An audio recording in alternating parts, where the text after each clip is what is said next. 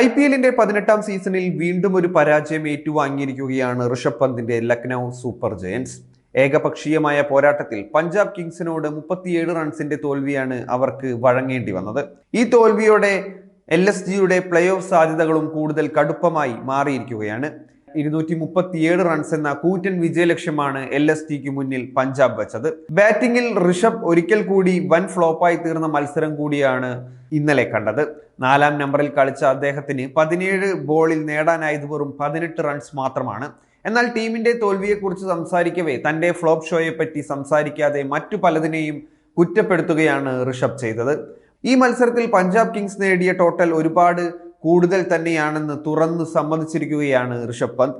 Post match ഷോയിൽ വളരെയധികം ടെൻഷനിലും ഭീതിയിലുമാണ് താരം കാണപ്പെട്ടത്.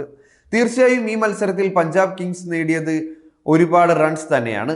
നിങ്ങൾ തെറ്റായ സമയത്ത് നിർണായക ക്യാച്ചുകൾ നഷ്ടപ്പെടുത്തുകയാണെങ്കിൽ അത് വളരെ വലിയ പ്രശ്നങ്ങൾ സൃഷ്ടിക്കും. പിച്ചിൽ നിന്നും ബൗളർമാർക്ക് കൂടുതൽ സഹായം ലഭിക്കുമെന്നാണ് ഞങ്ങൾ കരുതിയത്. പക്ഷേ തുടക്കത്തിൽ ശരിയായ ലെങ്ത്തിൽ ബോൾ ചെയ്യാൻ ഞങ്ങൾക്കായില്ല. പക്ഷേ ഇവയെല്ലാം കളിയുടെ ഭാഗമാണ്.